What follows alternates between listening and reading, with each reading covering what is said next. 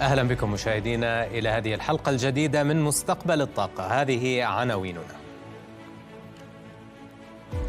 بعد انسحابات وإلغاءات للهيدروجين النظيف في 2025، البعض يتوقع بأن الأسوأ أصبح خلفنا. هل يمكن للهيدروجين الأخضر السعودي المنافسة في السوق الألمانية؟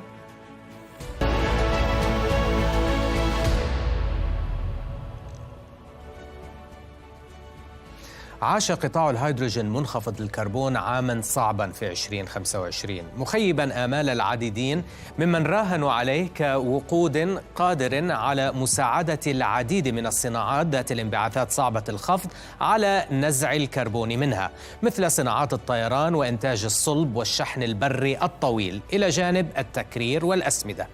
فقد تم تجميد أو إلغاء نحو 60 مشروعا العام الماضي، يبلغ حجم إنتاجها الإجمالي نحو 4.9 مليون طن سنويا من الهيدروجين النظيف منخفض الكربون بحسب S&P Global، وهو حجم يعادل أكثر من 4 أضعاف حجم الإنتاج العالمي الحالي، حيث يشهد القطاع ارتفاعاً في التكاليف وحالة عدم يقين مرتبطة بواقع الدعم الحكومي، هذا بالإضافة إلى عدم تبلور الطلب. فقد أعلنت الشهر الماضي BP عن انسحابها من مشاريع لإنتاج الهيدروجين منخفض الكربون في كل من سلطنة عمان وبريطانيا وأستراليا. وفي نوفمبر الماضي أعلنت إكسون موبل عن تجميد العمل في إنشاء مصنع للهيدروجين في تكساس كان ليكون من بين الأكبر في العالم. كما أعلنت شركة تصنيع الصلب العملاقة أرسلر ميتال في يونيو الماضي عن إلغاء مصنعين لإنتاج الهيدروجين الأخضر في ألمانيا بالرغم من دعم حكومي مقدم ب1.3 مليار يورو، معللة ذلك بأن الهيدروجين الأخضر لا يبدو بأنه لديه فرصة للنمو في ظل الظروف الحالية. نذكركم مشاهدينا بأن الهيدروجين منخفض الكربون ينقسم بالأساس إلى نوعين، الأول هو الهيدروجين الأخضر المنتج من خلال فصل الهيدروجين من الماء باستخدام الكهرباء من الطاقات المتجددة، أما النوع الثاني فهو الهيدروجين الأزرق الذي يتضمن فصل الهيدروجين من الغاز الطبيعي باستخدام الحرارة واحتجاز ثاني أكسيد الكربون الناتج عن هذه العملية. إلغاء وتجميد المشاريع يبرز التحديات التي لا تزال تعتري هذه التقنيات التي تعتبر إحدى الحلول المأمولة في خفض الانبعاثات. فقد واجهت صناعة الهيدروجين منخفضة الكربون صعوبة في إبرام عقود شراء مسبقة من العملاء، حيث لا تزال أسعار الأخضر مثلا نحو ضعفي الهيدروجين التقليدي المنتج من الوقود الأحفوري من دون احتجاز للانبعاثات. فلا رغبة حتى الآن لدى العملاء بسداد هذه العلاوة السعرية. كما أن السياسات الحكومية المرتبطة بهذا القطاع باتت غير مؤكدة، بالرغم من أن التمويل الحكومي العالمي الذي وجه نحو الأبحاث والتطوير في الهيدروجين ما بين عامي 2020 إلى 2024 بلغ نحو 10 مليارات دولار بحسب وكالة الطاقة الدولية. فمثلا ترامب قام بخفض الدعم الموجه إلى مشاريع الطاقات المتجددة المعلنة في عهد سلفه بايدن، تلك المشاريع التي كان بالإمكان أن تغذي إنتاج الهيدروجين الأخضر. هناك أكثر من 2600 مشروع للهيدروجين منخفض الكربون قد تم الإعلان عنه حتى نهاية عام 2024 بحسب وكالة الطاقة الدولية، تركزت خصوصا في الدول التي تنعم بوفرة الطاقات الشمسية والهوائية مثل مصر وموريتانيا وأستراليا. وقد تم التعهد باستثمارات بلغت 110 مليارات دولار مرتبطة بنحو 500 مشروع منها، وذلك بحسب مجلس الهيدروجين. لكن العوامل التي عقدت الصناعة آمالها عليها وهي نمو الطلب وانخفاض التكاليف لم تتحقق. البعض يرى بأن هذه التطورات لا تقضي على فرص الهيدروجين منخفض الكربون مستقبلا، لكنها تعيد الواقعية إلى الجداول الزمنية المتفائلة التي توقعها البعض لجعل الهيدروجين الأخضر وقودا تجاريا. لكن مما لا شك فيه بأن بعد الحماسة المفرطة في عام 2024 والاصطدام بالواقع في 2025 يبدو بأن عام 2026 سيكون عام إعادة التقييم الشامل لكل عناصر الجدوى التجارية لمشاريع الهيدروجين منخفض الكربون.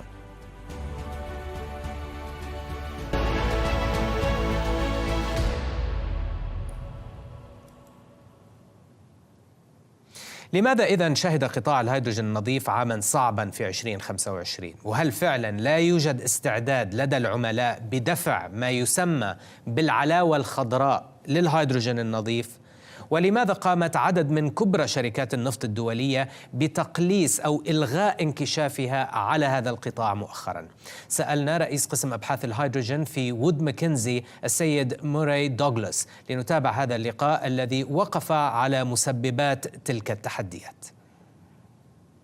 I think what we're really seeing is that if we just look at that actual willingness to pay for what's essentially a very high cost molecule, and the willingness to pay over and above the incumbent fuel cost, plus even the cost of carbon cost where that's available, that willingness has just evaporated over the last year in particular. And it's probably then just quite important to think about some of the factors that spurred that, what many would call the green premium. There's a number of different factors that fed into that, whether that was around, maybe stronger alignment on things like climate change policies, whether it was shareholder pressure to lower emissions and pivot more towards the energy transition, or whether it was technology progress, affordability. And actually what we've just seen over the last year, of course, is that a lot of those things have simply started to unwind. And so, I think your question is correct, that we probably are at that peak of where that willingness to pay has gone, and we have hit something of a ceiling. We do expect that to come back. It will eventually come back. What's really difficult is to really understand when, in particular, it's going to come back. And there are still policy supports out there that will force a willingness to pay, if you like. But those policies are more penalty related. So two good examples in Europe with the aviation and marine fuels, where there will be penalty costs if you don't meet targets and don't meet the rules, and that will essentially provide a willingness to pay in some cases. With funding available but projects stalling, is weak demand-side policy now the primary constraint on hydrogen FIDs rather than capital or technology? I would say yes, partly, but actually I think it's it's really the challenges that you face across the whole value chain, from production to midstream to the end consumer. And one of the things that we're seeing very regularly is this issue around the lack of infrastructure that increases the risks for the off-takers, but also increases the risk for the producers. And so, even in some of the markets where we've got very generous subsidy supports in place, the producers actually they still have quite a lot of risk to carry, because if that off-taker fails, they don't necessarily then have the infrastructure to access another off-taker. And likewise, an off-taker will in most cases be linked to one producer. If that producer fails, they don't then have access to another. So that's an ongoing challenge that the industry faces. Like I say, those subsidies can help, but it's a heavy burden for what are, in many cases, some sort of cash-strapped governments. One of the things we always look at and talk about is the implementation of a carbon cost can help, and it helps competitiveness. But even in a market like Europe, where you have very well established carbon market, there's a cost on carbon. It is traded, so there is still that level of uncertainty around what level of cost a carbon emission is going to be. And so one of the things that we're often talking to policymakers, to industry about, is that would something like a carbon price floor maybe help and get over some of those hurdles in terms of progressing projects towards an FID. So should the recent pullback by major energy and industrial players, the likes of BP, should it be seen as a temporary capital discipline or as a deeper reassessment of hydrogen's commercial viability? It's really both, because some of those energy majors, they are absolutely refocusing their capital allocation. But in most cases, they've also just simply struggled to structure competitive low carbon hydrogen projects, and that's really about the nascency of the market. We're still very, very early stage. But what we should also remember is if you look at some of those big major energy players, the industrial players, what can also be seen as a retrenchment is also, what we expected anyway, where there's also a narrowing of portfolios, and they're simply now focusing on the strongest opportunities, the strongest projects in their portfolio. So we do need to remember that many companies are simply going through that process that we really expected. I think, that maybe the other interesting point to note is that when we look at the portfolios of some of those large energy majors as well, is that we've really seen a bit of a retrenchment around some of the very large scale opportunities that they had. So, of course, those sorts of companies, they have great experience, great expertise to deliver very large engineering heavy projects. But in the case of low carbon hydrogen, they were encountering a lot of these first of a kind challenges. And that was also a problem that they were facing. So if you also look at those portfolios, what you'll also see is that, not just a narrowing of focus, but a narrowing of focus into smaller, more manageable projects, trying to get the learnings in before they then take on some of those larger, more challenging projects in the future. نتوقف مع فاصل قصير نتابع من بعده في مستقبل الطاقة. تكلفة إنتاج الهيدروجين الأخضر في السعودية أقل بنحو 25% مقارنة بألمانيا.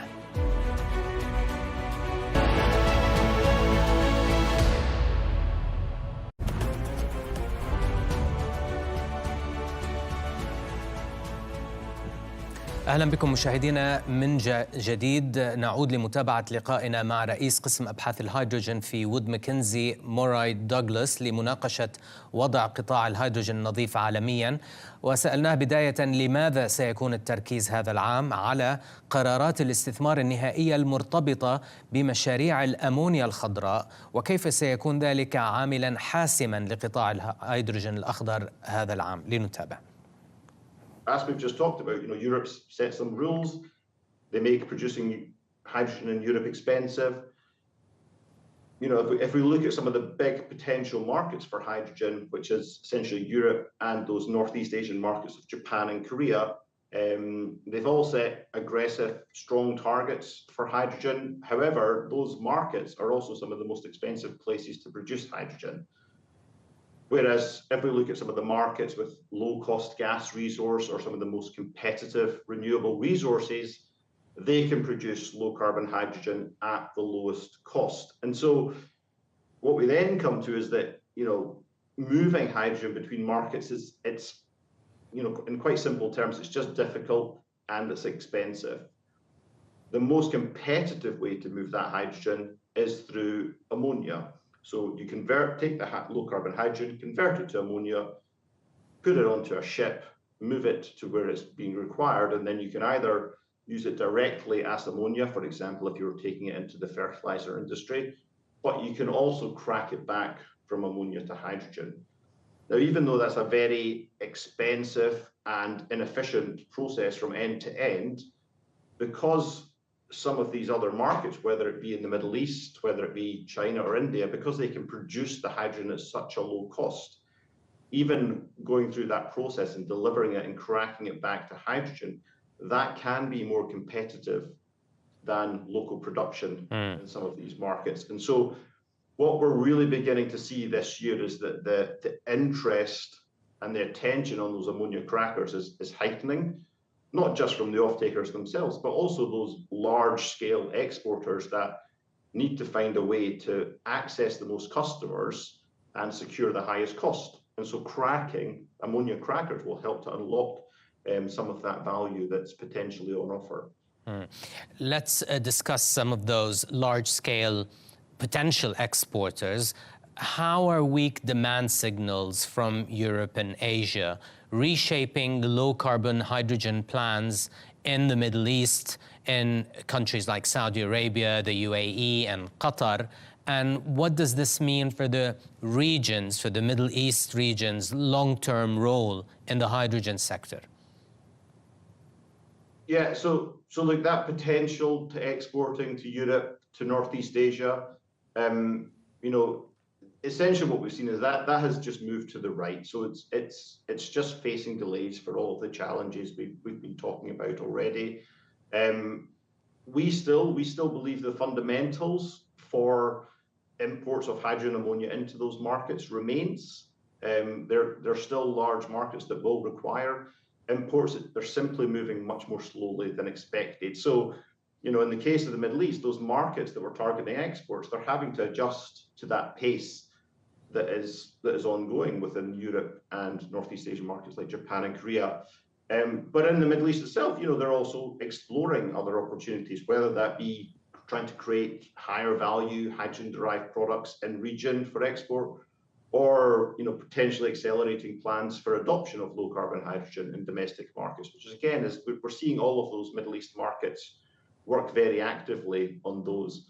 And finally, the Middle East markets, they're also watching those other potential exporters very closely, because if we look at the US, which was the big competitor for the Middle East into the traded seaborne market, the US is still moving forward in some of those blue hydrogen, blue ammonia projects, but green electrolytic projects in the US have really begun to stall due to some changes in incentives within that market.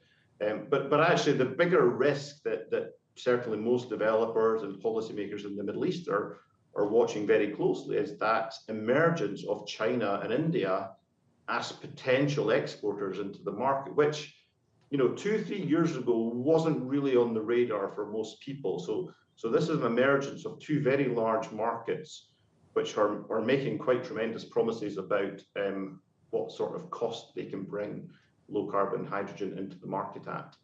Indeed, Murray, because looking at India's latest green ammonia auctions, my next question is about how do you view India's ultra-competitive green ammonia auction prices lately?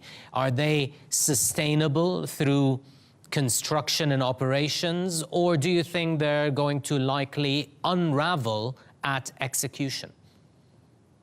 It's very much a mixed picture for the Indian projects. So, many of those Indian projects have bid very aggressively into auctions for opportunities to produce hydrogen and export it as ammonia. Not all of those bids have the same competitive advantages as the next. So we think that some of those projects who have bid very aggressively and are promising very low costs can actually progress because they've got that right combination of factors, whether it's power sourcing strategies for the green hydrogen, whether it's being able to capture some additional subsidies, or whether it's leveraging some of those existing brownfield infrastructure and facilities that they have in the Indian market. So some of the projects are able to bring those things together and will probably be very competitive and will go through and progress to FID and operations. But there's also a number of projects within the Indian market which we don't think have quite that right combination of advantages. And so some of those projects are likely to fail to progress. Finally, on infrastructure timing risk, are delays in transport and storage and in import infrastructure, are they now the binding constraint on hydrogen deployment? And more importantly, how far ahead of production must these investments realistically be made? The timing question is always very difficult, and it's something that industry, policymakers, everyone wrestles with. But what everyone really agrees on is that it's that enabling infrastructure, the transport, whether it's pipeline and the storage required. Those are the things that are going to offer real scale to this nascent industry. They allow developers to take on much more risk because it gives them access to more off-takers. It allows off-takers to access lower cost supplies. That helps competition in the market.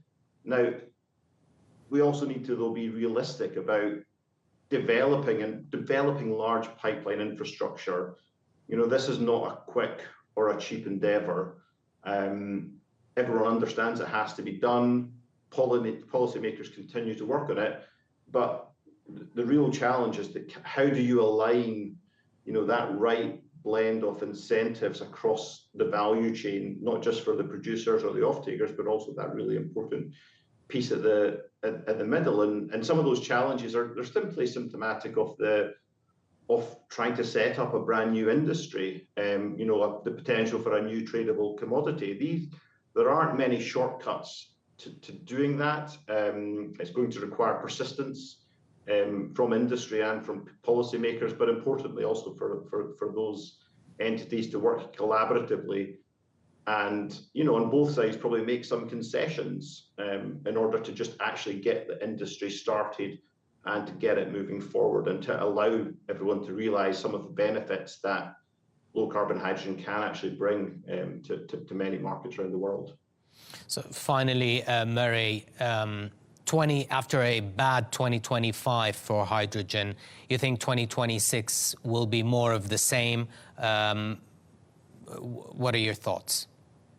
I truly believe that the industry is probably beginning to turn a corner in terms of, a lot of the bad news that we faced through 2025. We're probably out of the depths of that. What I would say though is that a lot of the good news that we might see this year probably comes from China. We're really starting to see progress and low costs being realized.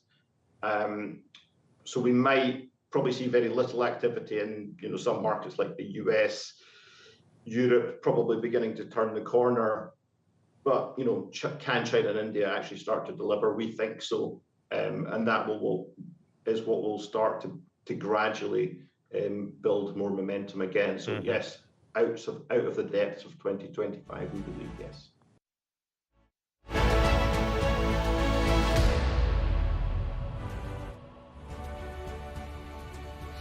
في سياق حديثنا عن الهيدروجين النظيف وفرص إنتاجه محلياً بهدف التصدير، تشير دراسة لمركز الملك عبدالله للدراسات البترولية كابسارك عام 2024 إلى أن تكلفة إنتاج الهيدروجين الأخضر في السعودية أقل بنحو 25% مقارنة بإنتاجه في ألمانيا، إذ يتراوح الاستثمار المطلوب لإنتاج 213 ألف طن سنوياً ما بين 6.2 و 8.2 مليار دولار في السعودية، وهذا بالمقارنة مع تكلفة الاستثمار في ألمانيا ما بين 8.1 إلى 9.8 مليار دولار في ألمانيا، ويشمل ذلك مشاريع الطاقة المتجددة وأجهزة التحليل الكهربائي. ويرجع هذا الفارق أساساً إلى انخفاض تكلفة الكهرباء الشمسية في السعودية مقارنة بالكهرباء المنتجة من الرياح في ألمانيا. لكن ما زال هناك حاجة إلى تحويل الهيدروجين السعودي إلى أمونيا خضراء بهدف التصدير، ما يضيف نحو $1 للكيلوغرام. وبحسب كابسارك تتراوح التكلفة المستوية لإنتاج الهيدروجين الأخضر السعودي Levelized Cost of Hydrogen شاملاً تكاليف الشحن ما بين $3.34 و $4.08 للكيلوغرام، هذا مقابل $3.06 إلى $3.69 للكيلوغرام في ألمانيا، ما يؤكد قدرة المنتج السعودي على المنافسة في السوق الألمانية. كما تتمتع السعودية بميزة إضافية تتمثل في قدرتها على خفض المعدل المرجح لكلفة رأس المال المعروفة ب Weighted Average Cost of Capital WACC نتيجة قوة تصنيفها الائتماني ومرونة هيكل التمويل، ما يعزز تنافسية المشاريع في السعودية، خصوصاً إذا تجاوز الفارق حوالي 200 نقطة أساس بينها وبين أي مشروع مماثل في ألمانيا. وتخلص الدراسة إلى أن وفرة الموارد الشمسية وانخفاض التكاليف الرأسمالية وقوة الوضع المالي للمملكة تجعل الهيدروجين الأخضر السعودي قادراً على المنافسة في السوق الأوروبية مستقبلاً حتى دون دعم حكومي. بهذا مشاهدينا نصل إلى ختام هذه الحلقة من مستقبل الطاقة. للمزيد تابعونا على منصة X تحت وسم #مستقبل الطاقة، ويمكنكم مشاهدة حلقات البرنامج كاملة على موقعنا الإلكتروني العربية.net/programs. شكرا لكرم متابعتكم، إلى اللقاء.